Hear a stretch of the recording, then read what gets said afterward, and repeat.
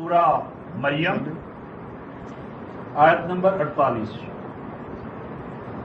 وَأَعْتَزِلُكُمْ وَمَا تَدْعُونَ مِن دُونِ اللَّهِ، یہ ابراہیم جن پہ درود ابراہیمی بھیجتے ہیں نا، جن کا درود پڑھتے ہو، ان کا مسلک کیا تھا، موقف کیا تھا؟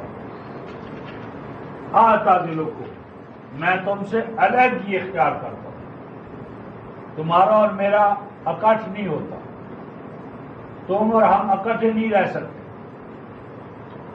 میں تم سے جدائی علیحدگی اختیار کرتا ہوں، ڈس ایسوسیشن، میں بیزار ہوں تم سے، وما تدعون من دون اللہ، اور ان سے بھی کہ جن کو تم اللہ کی پکار میں، اس کے حاضر ناظر ہونے میں، مالک الملک ہونے میں، مشکل کشا اور حاجت روا ہونے میں، قانون عطا کرنے میں، جن کو تم نے پارٹنرشپ دے دی ہے، ان سے بھی میں علیحدہ ہوتا ہوں۔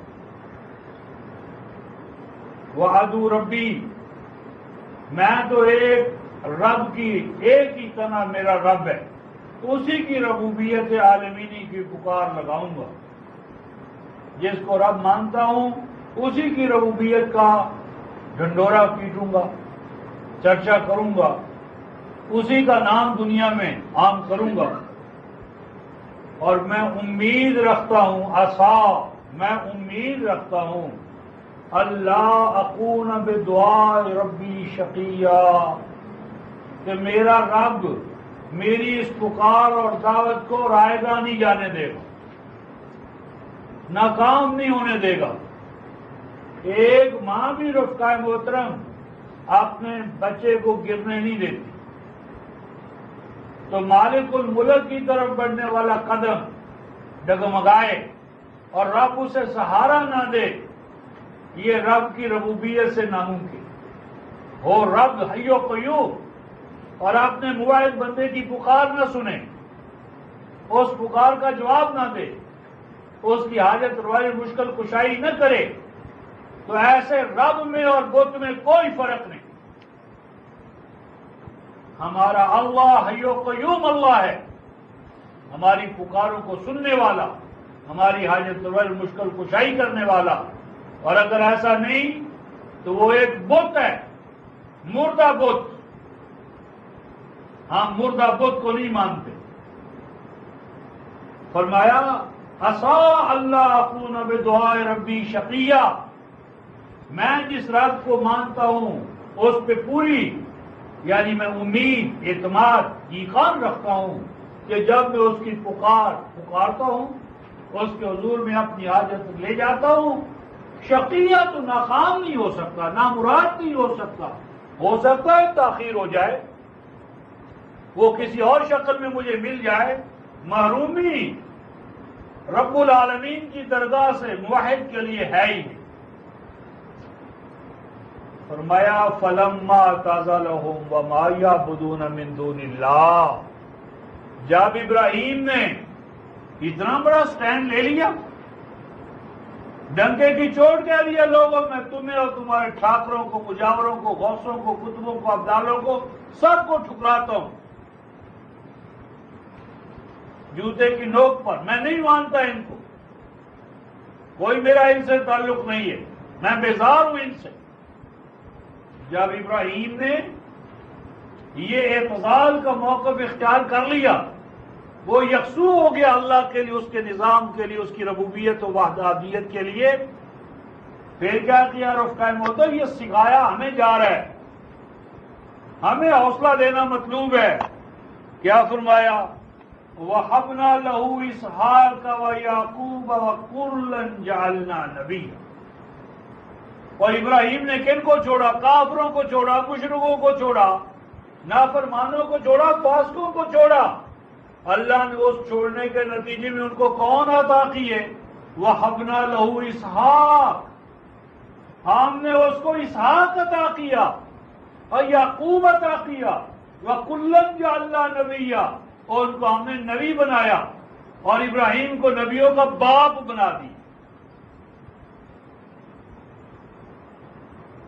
ابراہیم نے مشرکوں کو چھوڑا، ہم نے اسے موحدین کا امام بنا دیا۔ اور آگے فرمایا وَوَهَبْنَا لَهُم مِّن رَحْمَتِنَا، صرف نام ہی نہیں دیا، رحمتوں کا بے پناہ سرمایہ بھی ہم نے انہیں عطا کیا۔ اور اتنی بات نہیں، وَجَعَلْنَا لَهُمْ لِسَانَ صِدْقٍ عَلِيًّا، انہوں نے میرے لیے اپنی زبانوں کو کھولا تھا۔ ابراہیم کی زبان کھلی توحید کے لیے، اللہ کی الوہیت اور حکمرانی کے قائم کرنے کے لیے۔ اللہ نے کہا اس نے میرے لیے اپنی ایک زبان کھولی تھی، میں نے دنیا میں سچوں پر واجب قرار دے دیا کہ میرے ابراہیم کے لیے اپنی زبانیں کھولے رکھو۔ جعلنا لہم لسان صدق علیہ، ہم نے قرار دے دیا ان کے لیے ہر سچی زبان کو، ہر سچائی کے حامل دائی کو کہا سلام علی ابراہیم، ابراہیم کا نام آئے دعوت کا آغاز کرو تو میرے ابراہیم پر سلامتی کی دعا کرو، ابراہیم میرے کو سلام کرو، اس نے میرے دین کا ڈنکا بجایا، میری رضا کے لیے سب سے روٹ گیا۔ تو جو روٹا اللہ کی رضا کے لیے رفقہ محترم، جس نے زبان کھولی اللہ کے لیے، اس کے لیے اس کائنات میں تابر زبانیں کھلی رہیں گی، وہ مومنوں کی زبانوں پہ اس کا کلمہ جاری رہے۔ ہمارے لیے بھی سبق ہے، ہماری زبانیں بھی اللہ کے لیے کھلے، ہم گونگے بہرے نہ بنے رہے، اللہ کی توحید کے لیے، اس کے دین کے لیے، اس کے نظام کے لیے، نظام ربوبیت کے لیے ہماری کلمیں، ہماری زبانیں، ہمارے دل دماغ رواں دواں ہو جائیں۔ تو یہ تھا اصحاب کہف کا اعتزال۔ اصحاب کہف توحید کے لیے علیحدہ ہو گئے ابراہیم کی طرف، ابراہیم کی سنت کا احیاء کیا انہوں نے، اور یہی آج آپ کو اور میرا فریضہ ہے۔ فَاوُوا إِلَى الْكَهْفِ، کتاب الہی کی پناہ گاہ میں آ جاؤ۔ پھر کیا ہوگا؟ سورہ کہف آیت نمبر 16، یَنشُرْ لَكُمْ رَبُّكُمْ مِنْ رَحْمَتِهِ، فرمایا کتاب الہی کی پناہ گاہ میں آنا تمہارا کام، کتاب الہی کی پناہ گاہ میں تم آ جاؤ۔ پھر کیا ہوگا؟ یَنشُرْ لَكُمْ رَبُّكُمْ مِنْ رَحْمَتِهِ، پھر رب اپنی رحمت کی کیا کرے گا؟ نشر کرتا چلا جائے گا اپنی رحمت کو۔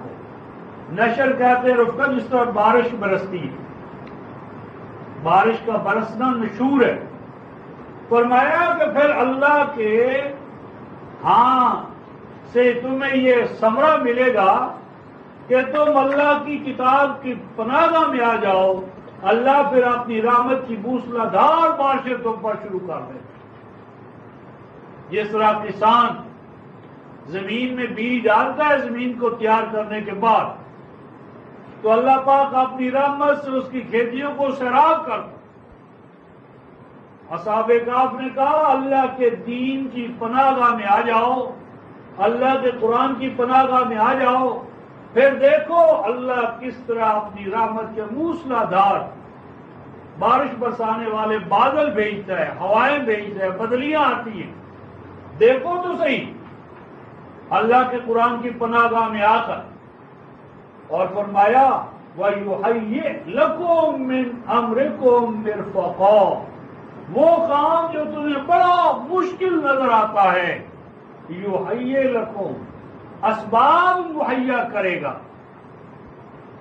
ہمارا رب مسبب الاسباب ہے، اسباب پیدا کرنا اس کے لیے کون سے مشکل ہے؟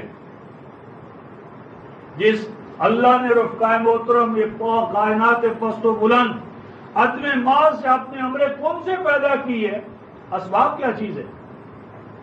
فرمایا کہ تم اس کے بن کر تو دیکھو، اس کے بن جاؤ، اور بننے کا طریقہ یہ ہے کہ اس کی کتاب کی پناہ گاہ میں آ جاؤ، پھر اللہ کی موسلادھار بارشیں تم پر برسیں گی، اور وَيُحَيِّئْ لَكُم مِّنْ أَمْرِكُم مِّرْفَقًا، اور تمہارے منصوبے، امر کہتے ہیں منصوبہ، مہم، اسکیم، تمہارے تمام جو مہمیں ہیں، منصوبے ہیں، مقاصد ہیں، ان کے لیے وہ اسباب پیدا کرے گا.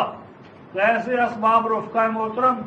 مرفقہ، مرفق رفقا محترم، یہ جو ہماری ہے نا کونی اس کو کہتے ہیں.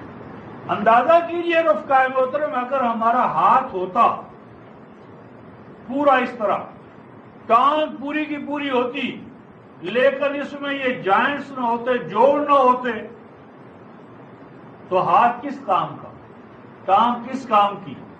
مرفقہ کا معنی ہے جوڑ، یعنی تمام کائنات میں جوڑ ہے، جوڑ، ڈس ایسوسیشن نہیں ہے، الگ تھلگ نہیں ہے.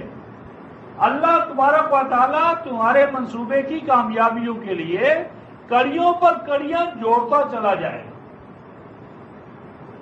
سلسلۃ السلاسل، یعنی کڑی کے ساتھ کڑی ملتی چلی جائے گی.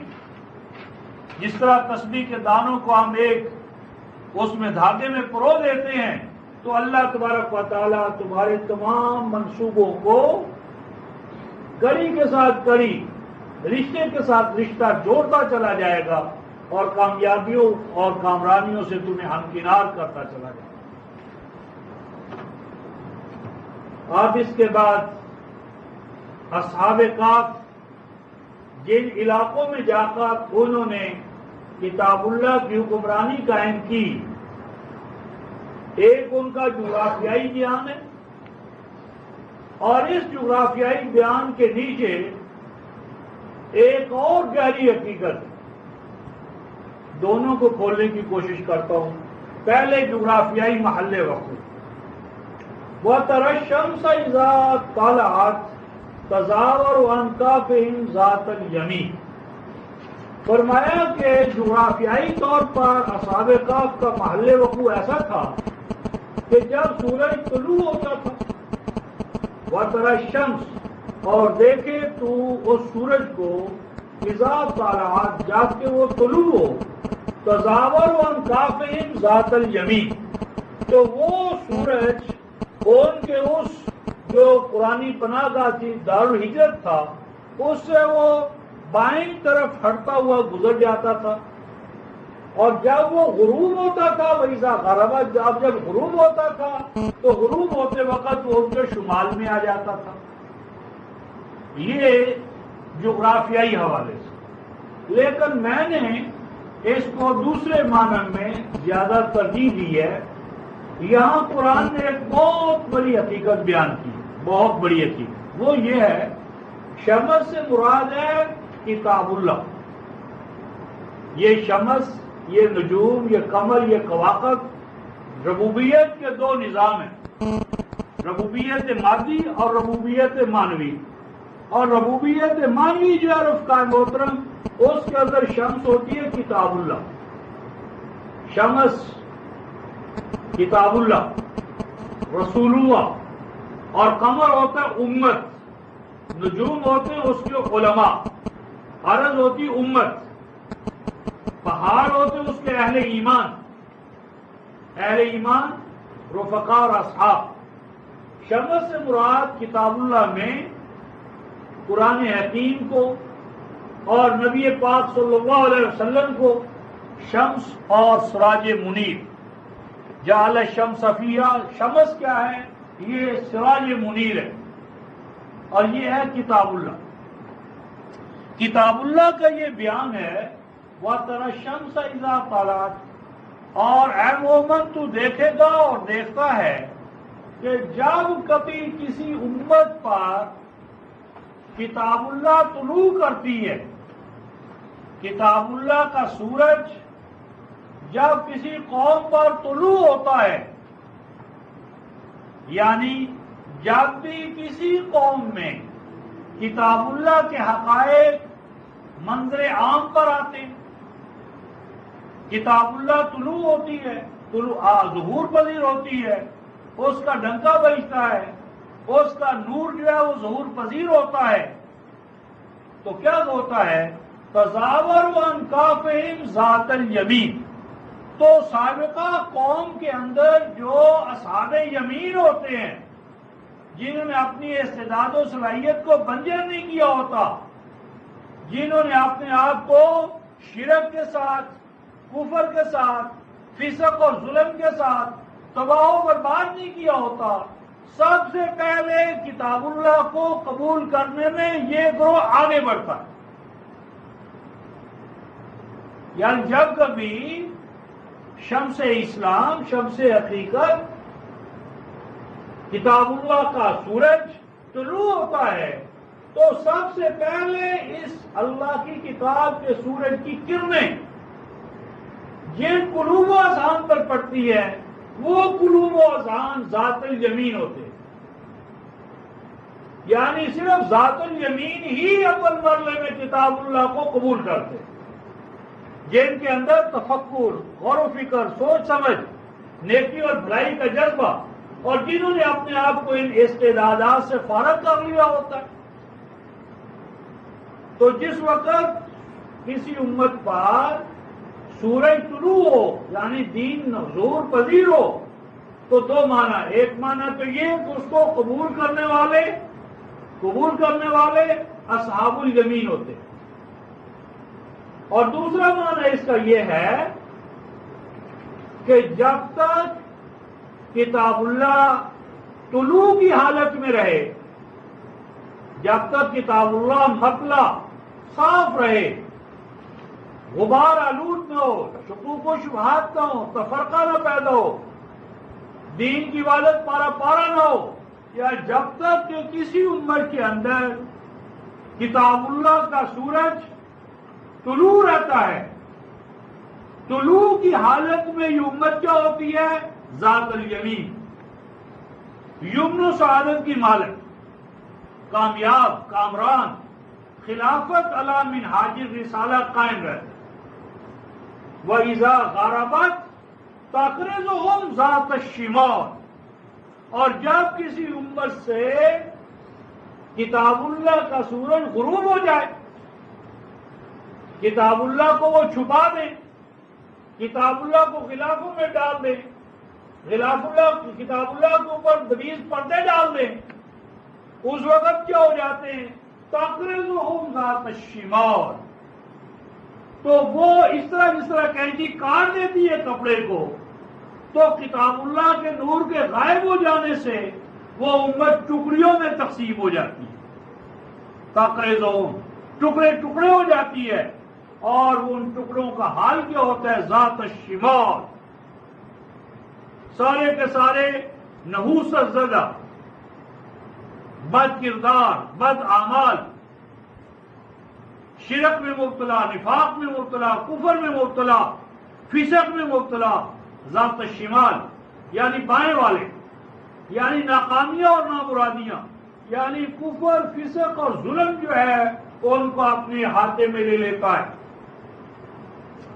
اور جب کتاب اللہ کو وہ چھپا دیں، چھپ جائے، غلافوں میں چلی جائے، تو پھر کیا ہوتا ہے؟ رفقائے محترم، قرآن کہتا ہے وَهُمْ فِي فَجْوَةٍ مِّنْهُ، ان کے اور کتاب اللہ کے مابین ایک خلیج حائل ہو جاتی ہے۔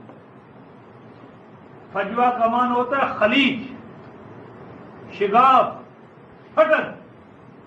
جب کتاب اللہ کو اور سید راستہ کو چھپائے رکھتے ہیں، یعنی کتاب اللہ کا ذکر نہیں، اس کا درس نہیں، مصنوی کا درس ہے، فلاں کا چرچا ہے فلاں کے نام پر، تو غیر اللہ کے کلمے، غیر اللہ کی کرامتیں ان کے قلوب و ذہان میں اتنی راسخ ہو جاتی ہیں کہ کتاب اللہ کی طرف جانا انہیں یوں نظر آتا ہے کہ جس طرح میں کوئی ہلاکت کا گڑھا ہے، اس میں سے ہمیں چھلانگ لگانے کو کہا جا رہا ہے۔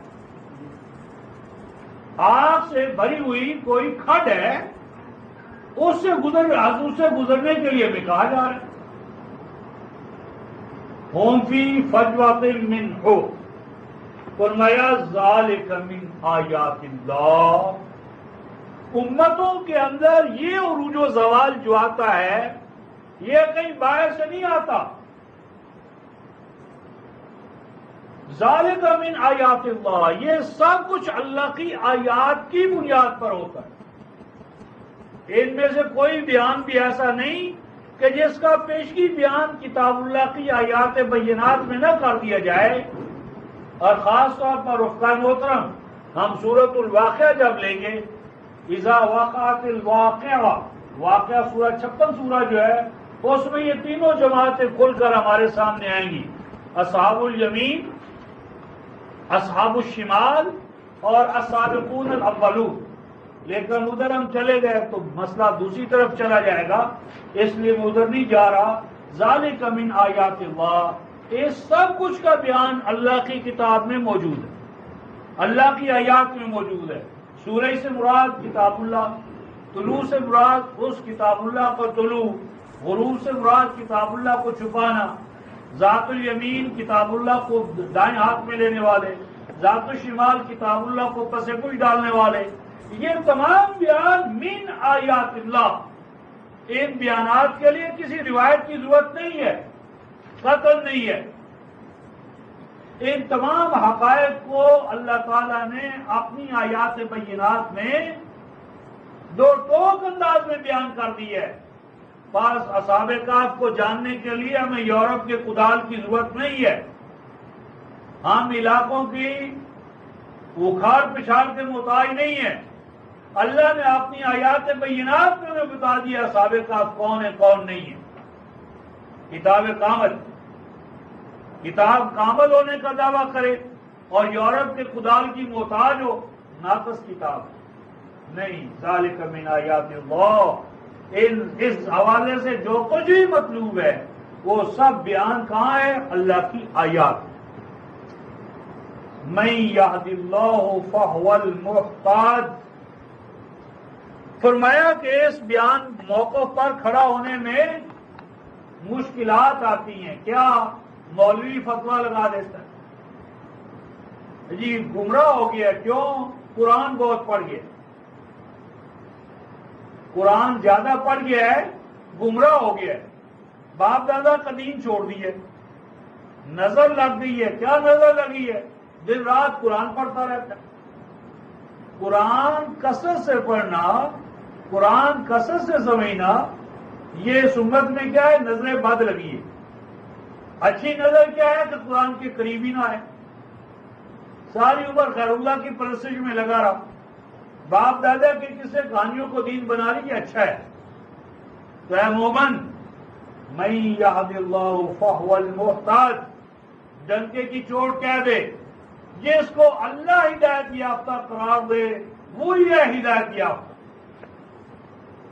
ہدایت یافتہ ہونے کی سند عوام سے نہ لینا، اکثریت سے نہ لینا، شیخ الاسلام اور مفتی اعظم سے نہ پوچھنا کہ مومن کون ہے کافر کون، کیونکہ 70,000 فرقے، ہر فرقے کا مومن الگ الگ۔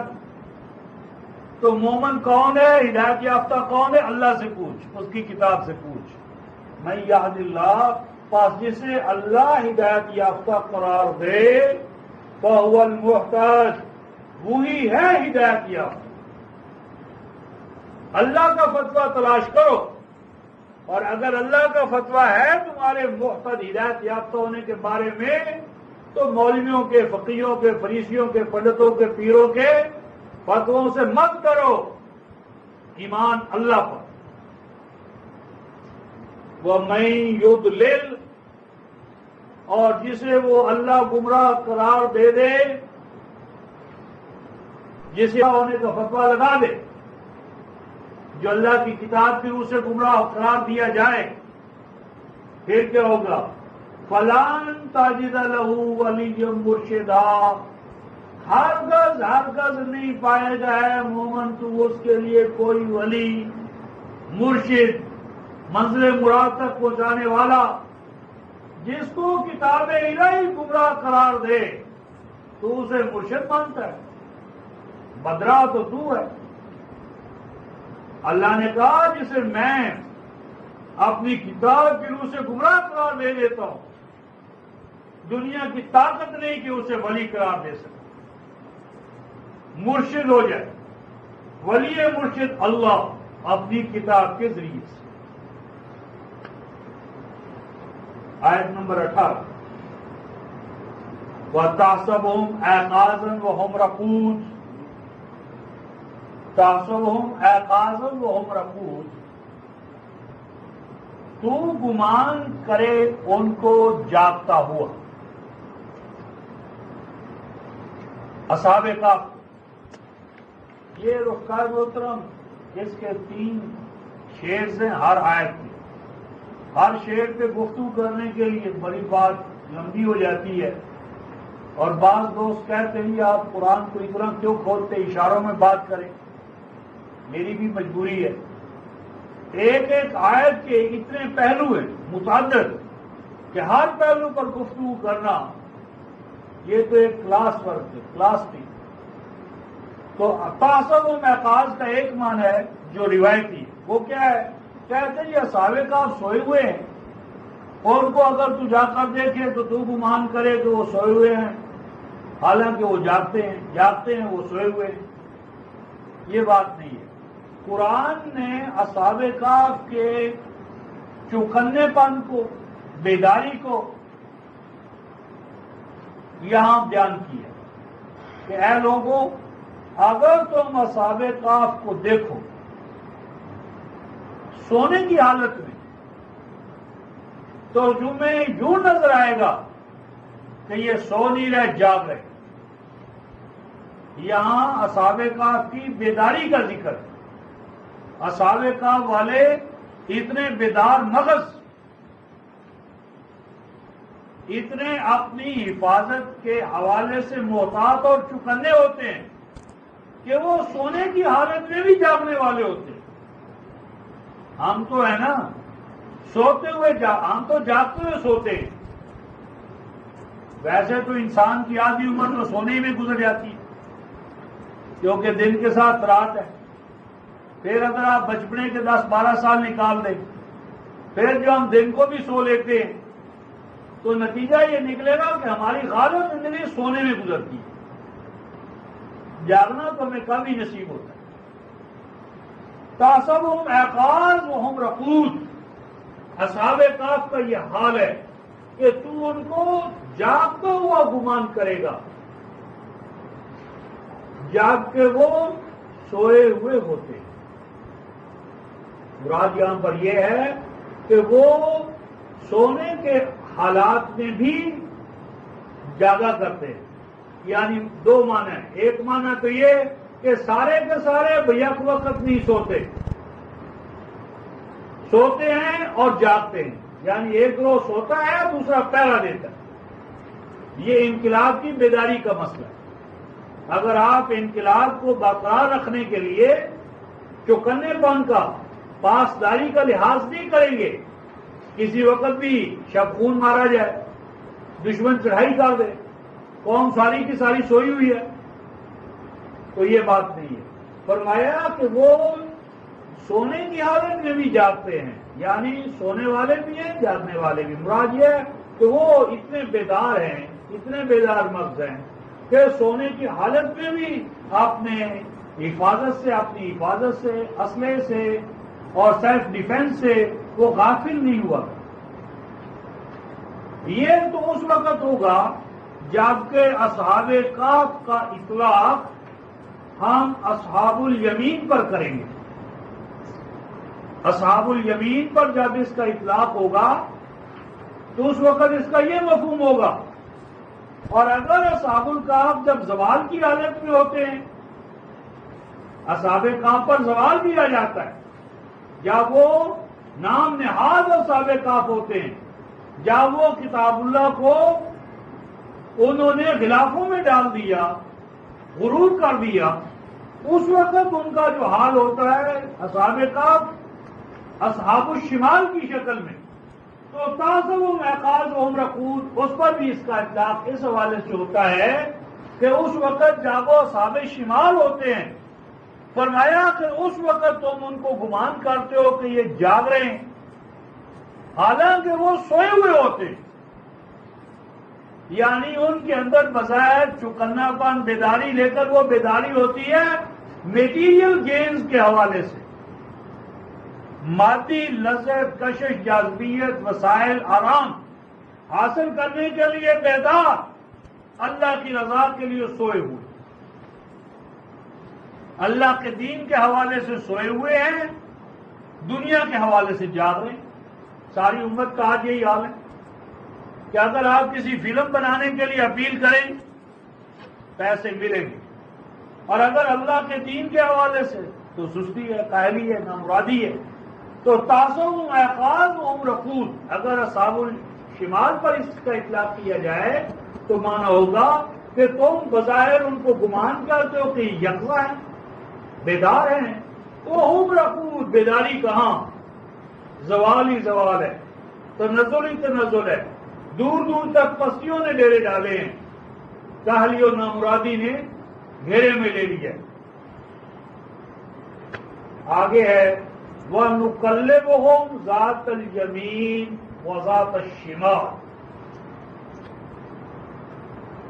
عام روایتی ترجمہ اس کا یہ ہے کہ اللہ پاک کہتے ہیں کہ وہ جب غار میں سو گئے 309 سال تک، روایتی ترجمہ تو 300 بھئی اگر ایک معجزے کے طور پر اللہ نے سلایا ان کو، معجزے کے طور پر جگانا تھا، تو کروٹیں تبدیل کرنے کے تکلف کی کیا ضرورت ہے؟ ایک ہی کروٹ پر سوئے رہے تو کروڑیں تبدیل کرنے کا کیا معنی؟ اصل بات یہاں 3 حوالوں سے۔ نمبر 1، جس وقت وہ انقلابی جماعت اپنا ہیڈ کوارٹر قائم کر لیتی ہے، مثلا مدینے کو اصحاب کہف نے عملی کہف بنا لیا، تو اب وہاں ان کا طریقہ کار کیا تھا؟ نقلبہم ذات الیمین و ذات الشمال۔ اللہ تعالیٰ انہیں احکام دیتا ہے، اسٹریٹجی بتاتا ہے، حکم دیتا ہے۔ کیا دیتا ہے؟ نقلبہم ذات الیمین و ذات الشمال۔ ان کو ہم حکم دیتے ہیں کہ تم شمال والوں کی طرف بھی اپنی دعوت لے جاؤ، ذات الیمین یعنی جو تمہارے دائیں طرف ہیں ان کو بھی اپنا دین پیش کرو، جو بائیں طرف ہیں ان کو بھی اپنا دین پیش کرو۔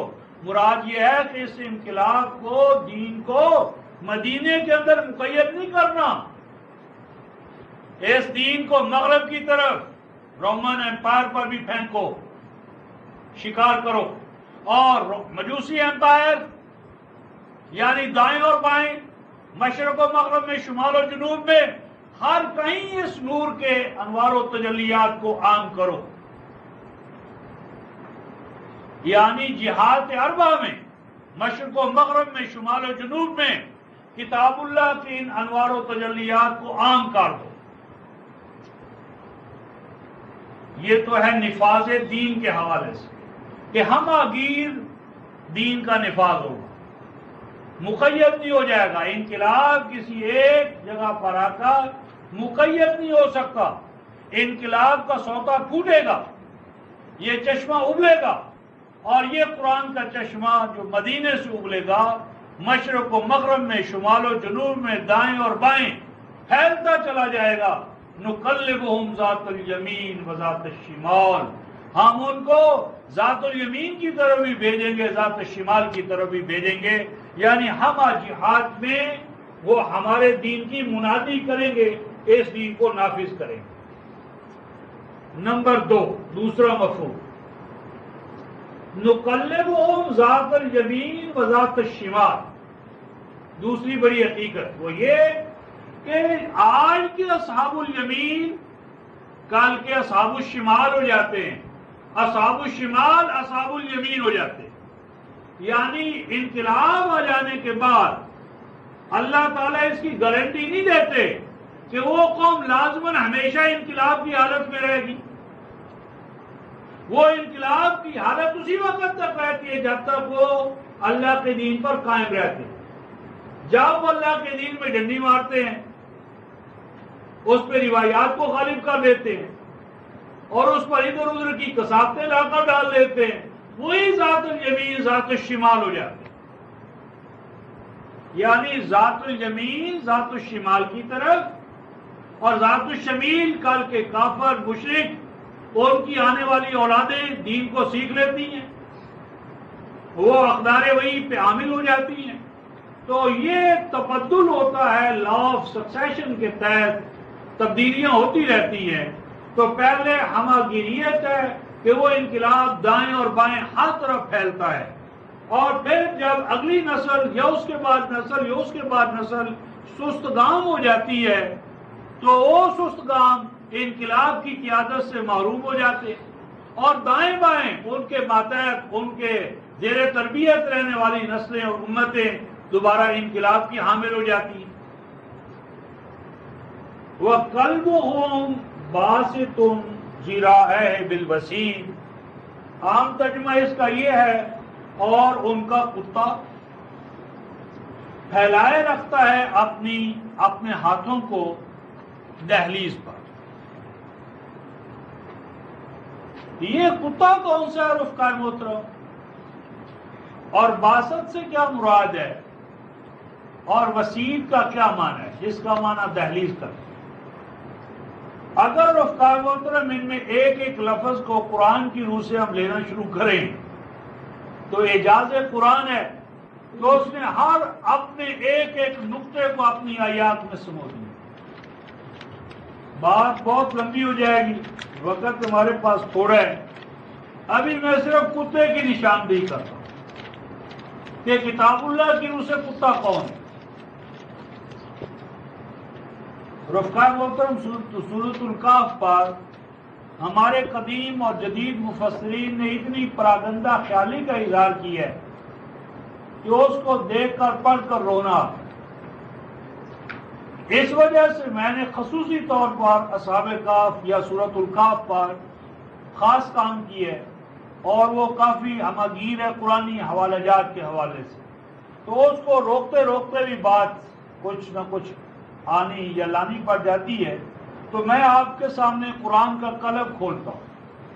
آذروئے قرآن کتا کون ہے، اور پھر اس کتے کو پہچان کر آپ دیکھیں کہ کس قدر باماندہ ہے یہ قوم اور اس کے مفکر، کہ قرآن پڑھ لینے کے باوجود بھی اصحاب کہف کے کتے کی ان کو پہچان نہیں رہی، کتے کو پہچان نہیں رہے. کتا کیا ہے رفقاء محترم؟ اور مثالی کتا، ideal dog, not only dog but ideal dog. سورۃ الاعراف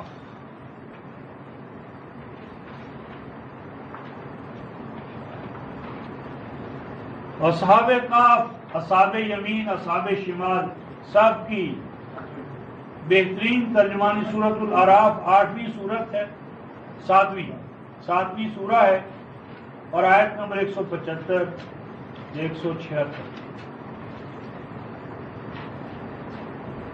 ایک آیت کو سمجھ لے رفقاء محترم، اصحاب کہف کا پورا منظر اور پیش منظر اور پس منظر ہمارے سامنے آ جائے گا. وَاتْلُ عَلَيْهِمْ سورہ الاعراف آیت 175 176.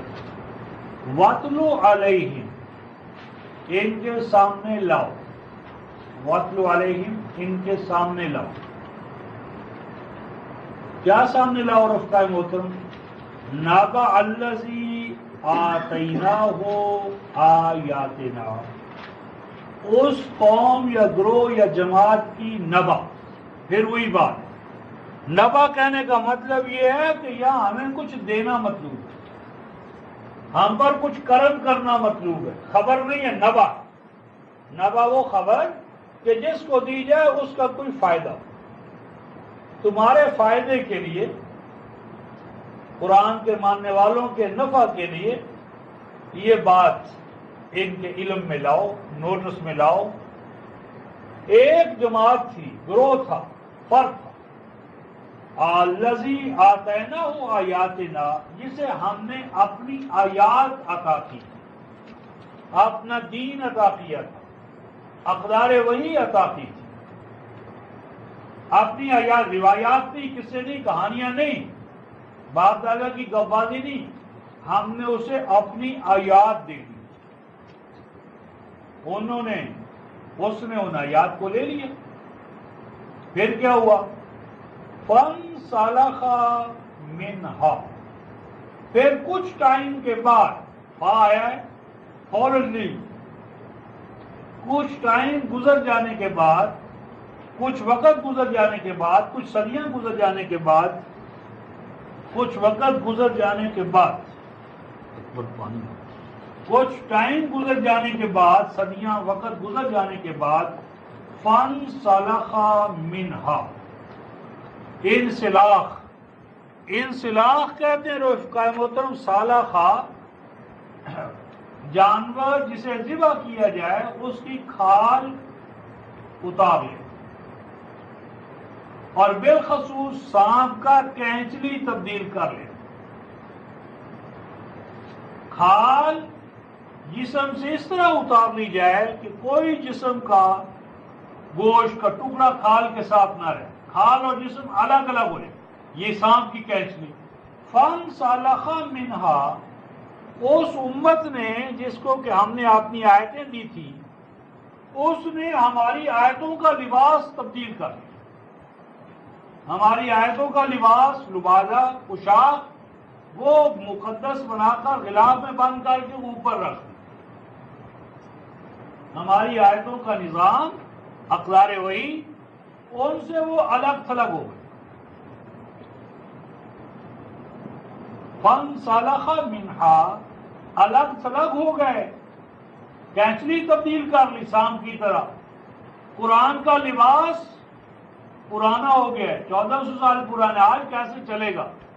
اتار دو اس جامے کو، لباس کو، قرآن کا جامہ۔ فَأَتْبَعَهُ الشَّيْطَانُ، جب انہوں نے قرآن کے جامے کو، لباس کو اتارا، فَأَتْبَعَهُ الشَّيْطَانُ، شیطان یعنی جذبات، یعنی قائدین، مذہبی پیشوا، تو مذہبی پیشواؤں، سیاست کے شیاطین ہوں، سیاست کے، معیشت کے، معاشرت کے، مذہب کے، ان تمام شیطانوں نے اس کا تعاقب شروع کر دیا، پیچھا کر دیا، ان کو آ لیا، شیطانوں نے اسے اپنا محکوم بنا لیا۔ فَكَانَ مِنَ الْغَاوِينَ، اس طرح شیطانوں نے اسے اغوا کر لیا، وہ بچہ کھویا گیا، اغوا ہو گیا، شیطان اسے اچک لے گیا، توحید کی جگہ پر شرک آ گیا، عہد کی جگہ پر بدعہدی آ گئی، نقض عہد آ گیا۔ فرمایا وہ جو قرآن نے کہا تھا کہ ذات الیمین ذات الشمال میں تبدیل ہو جاتے، وَلَوْ شِئْنَا لَرَفَعْنَاهُ بِهَا، فرمایا کہ اگر ہم اپنی مشیت سے کام لیتے، اگر ہم اپنے جبر سے کام لیتے، ایسا ہو سکتا تھا، لیکن ہم نے یہ نہیں چاہا، پھر انسان بھیڑ بکریوں کے مقام پر آ جاتا۔ اگر ہم اپنی کرتے، اگر ہم اپنی چاہت کی بنیاد پر فیصلہ کرتے، لَرَفَعْنَاهُ بِهَا، تو قرآن کی بلندیوں سے اس امت کو کبھی نہ گرنے دیتے۔ فرمایا کہ اگر ہم اپنی من مانی کرتے، انسان کو جو ہم نے اختیار و ارادہ دی وہ نہ دیا ہوتا، تو جس نظام کو ایک دفعہ ہم دے دیتے، جس طرح بھیڑوں کو، بکریوں کو، شہد کی مکھی کو جو نظام دے دیا ہے، ان کی جبلتوں میں رکھ دی ہے، مجال کیا ہے؟ شیر جیسا تنومند درندہ جانور مر تو سکتا ہے رفتہ محترم بھوک سے، لیکن حسین و جمیل خوشبودار گھاس کھا نہیں سکتا، یعنی وہ اپنی شریعت کو چھوڑ نہیں سکتا۔ اگر ہم ایسا کرنا چاہتے کر تو سکتے تھے، لیکن ہم نے کیا نہیں، کیونکہ انسان کا جو کمال ہے نیکی اور بدی اپنے اختیار و ارادہ سے، وہ شرف و مجد ختم ہو جاتا۔ وَلَكِنَّهُ أَخْلَدَ إِلَى الْأَرْضِ، کیونکہ ہم نے جبر نہیں کیا، اس لیے جب اس نے گرنے کا فیصلہ کر لیا، ہم نے اسے گرنے دیا، اور گرتے گرتے وہ کہاں جا گرا؟ أَخْلَدَ إِلَى الْأَرْضِ، زمین کی انتہائی پستی کو جا چمٹا. کہاں مقام بلند تھا کتاب اللہ کی عالمینی امامت، اعلون کا مقام کہ دیبل کے مقام پر چند نو مسلموں کو ان کی عزت و آبرو کو پامال کیا گیا تو پوری ریاست متحرک ہو گئی. اور کہاں آج ہزاروں کی تعداد میں ہر روز مسلمان پس رہے ہیں، پامال ہو رہے ہیں، عزت و آبرو لٹ رہی ہے، اور روئے زمین حکمرانوں سے بھری پڑی ہے، شیوخ سے، ملوک سے، علماء سے، اولیاء سے، پیروں سے، فقیروں سے بھری پڑی ہے یہ امت، لیکن عزت و آبرو سے محروم ہے، شرف و مجد سے محروم ہے. وَلَكِنَّهُ أَخْلَدَ إِلَى الْأَرْضِ، فرمایا لیکن ہم نے اس کی لگام چھوڑ دی، ہیلی، وہ جا گری زمین کی آخری گہرائی، کھڈ اور کھائی. وَاتَّبَعَ هَوَاهُ، اور اب خواہش نفس کے سوا کوئی ان کا نصب العین نہیں. پیٹ پوجا، بس پیٹ بھرو، نفس کی جنس کی خواہشات پوری کرو، بطن و فرج کے سوا کوئی نصب العین نہیں. کھانا پینا، بچے پیدا کرنا، مر جا، اس کے سوا کوئی ہے بلند نصب العین؟ ہر فرد مکان بنا لے، کوٹھی بنا لے، بیٹوں کو برسر روزگار کر لے، ایک حیوانی عمل آخری نصب العین. دیکھو قرآن کیا کہتا ہے، فَمَثَلُهُ كَمَثَلِ الْكَلْبِ، اے لوگو یہ امت مثالی کتا ہے. فَمَثَلُهُ، یہ امت، یہ افراد، اس مسلک حیات کو اختیار کرنے والے، کمثل الکلب، صرف کلی کتے. یہ کتا پن نہیں ہے، یہ مثالی کتے ہیں. کیسے کتے ہیں رفقا محترم؟ ان تحمل علیہ یلحس او تترکہ یلحس، حرص و لالچ کے پتلے. فرمایا کہ اگر تم ان کے اوپر پھینکو کوئی ہڈی، پتھر، اسے بھی روٹی سمجھ کر جھپٹتے. اگر ان پر تم بوجھ ڈالو تب بھی ان کی لال پکتی ہے. اور تترکہ یلحس، اور اگر کتے کو تم سائے میں بٹھا دو، دوڑاؤ نہیں، لال پھر بھی ان کی ٹپک. حرص و لالچ کے پتلے. ختم پڑھنا ہو پہلے پوچھتے ہیں کون سا ختم؟ 5 روپے والا، 50 والا، 100 والا، 500 والا؟ دین کا بھی کام حرص و لالچ کے بغیر. فتویٰ فروشی، امامت، خطابت، کوئی دین کا کام بھی، دنیا تو ہے ہی حرص و لالچ کا، دین بھی ان کا حرص و لالچ کے سوا کچھ. فرمایا ذالک مثل القوم الذین کذبوا بآیاتنا. کتا پن کیا ہے؟ فرمایا کہ قومیں جب مثالی کتے بنتی ہیں تو یہ وہ حالت ہوتی ہے. ذالک مثل القوم، فرمایا کہ یہ مثال ہے اس قوم کی، کذبوا بآیاتنا، جو ہماری آیات کی فالسیفیکیشن کرے، تکذیب کرے، جھٹلائے. اگر آپ اس کے سامنے باپ دادا کی روایتیں پیش کریں، مرحبا، جزاک اللہ، کیسا اعلیٰ خطیب ہے. شیریں میاں خطیب آج دیکھا ہے، کرامتیں بیان کرتا ہے، قبروں کو جگاتا ہے، صحیح معنی میں آیا ہے پیر. اور اگر اللہ کی توحید بیان کرو، اللہ کا قرآن بیان کرو، خوش قرآن ہے نہیں، قرآن کے سوا اس کے پاس ہے ہی کیا. کذبوا بآیاتنا، ہماری آیات کی تکذیب کرنے والی قوم کون ہے؟ کتا ہے، مثالی کتا ہے. دو ہی مثالی جانور رفقا محترم، مثالی کتے اور مثالی گدھے. مثالی گدھوں کا بیان سورہ جمعہ میں آئے گا. مقام افسوس ہے جمعہ پڑھنے والے بھی مثالی گدھوں سے واقف ہیں. اس لیے کہ وہ خود گدھے پن میں مبتلا ہے۔ فرمایا فَاقْصُصِ الْقَصَصَ لَعَلَّهُمْ يَتَفَكَّرُونَ۔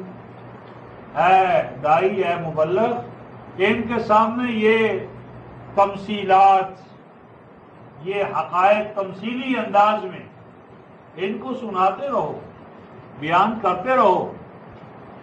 لَعَلَّهُمْ يَتَفَكَّرُونَ، کیا عجب،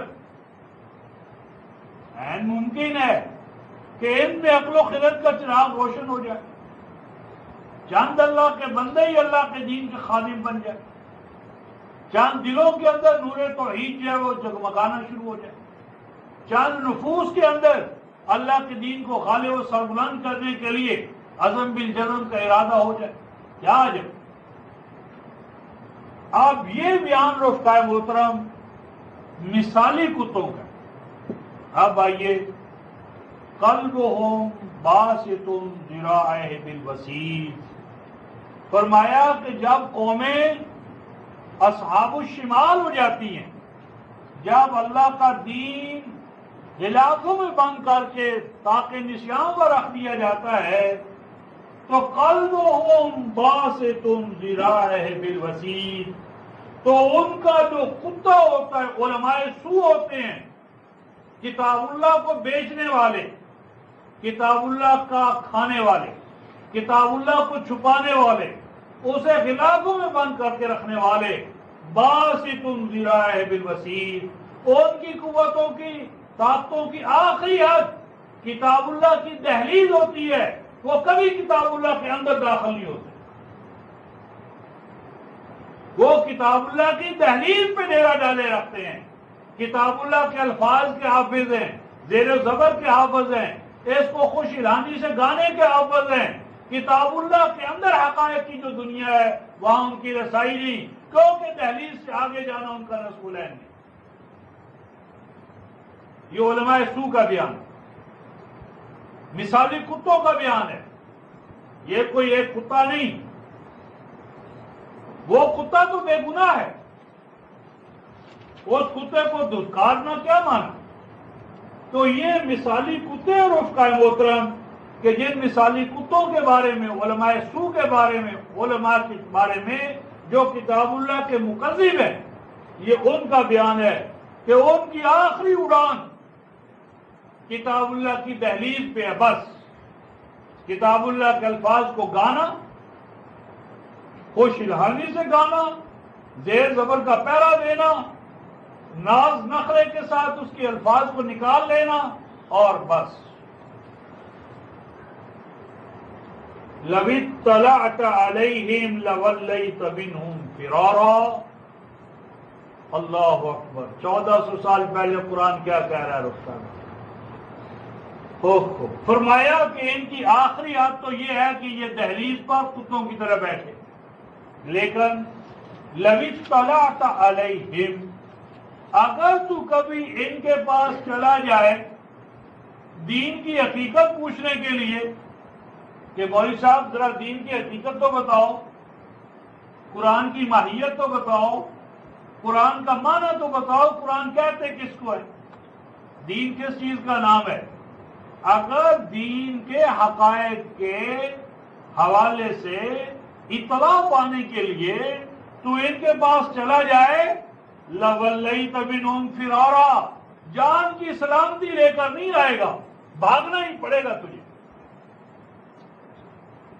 یعنی عدم تحمل، گولی اور گالی، تشدد پہلے تو کم تھا، آج اس کا نقشہ ہمارے سامنے آ گیا۔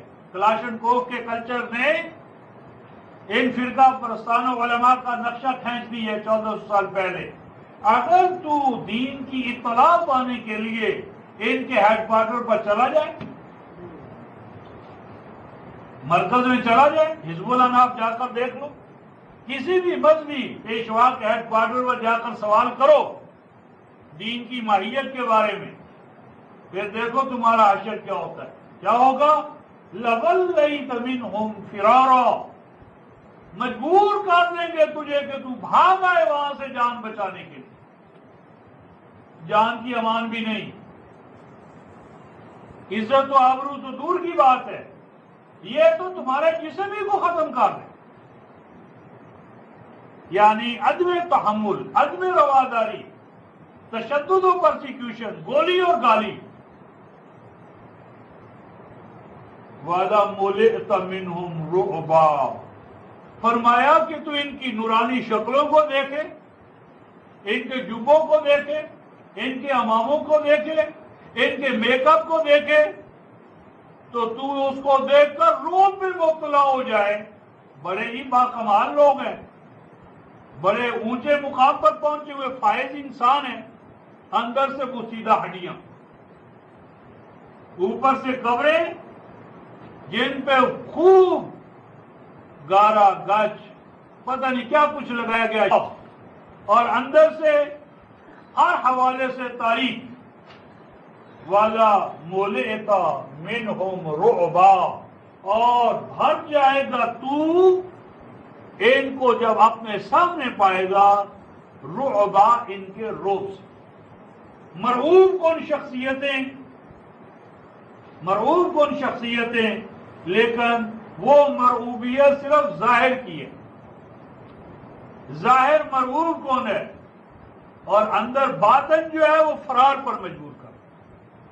ظاہر کو دیکھ کر ان کے پاس جاتے ہیں کہ جو خوش اعلانی سے قرآن پڑھ رہا ہے کچھ معنی بھی جانتا ہوگا، کچھ مقاصد بھی جانتا ہوگا، لیکن وہ کیا کہتا ہے؟ سماعت الاستاذ انا اقرا لا افا، مصر کا قاری، اور مجھے کہتا ہے استاذ میں قرآن پڑھتا ہوں سمجھتا کہاں ہوں. انا اقرا القرآن لا افا، میں قاری ہوں عالم نہیں ہوں قرآن. تو ظاہر اتنا مرعوب کن اور باطن اتنا تاریخ کہ اگر تو دین کی اطلاع پانے کے لیے ان کے اوپر کوئی سوال کر دے تو سوائے فرار ہونے کے، جان بچانے کے، بھاگنے کے، کوئی اور راستہ تیرے لیے نہیں کھلے. اس طرح رفتہ محترم ہم اس سورہ کی آیت نمبر 18 پہ رکتے ہیں، کیونکہ آگے جو بحث ہے پھر لمبی ہو جائے گی. تو یہ انشاءاللہ العزیز آیت نمبر 19 سے ہم اگلا جو درس ہوگا کون سا؟ جمعرات کا.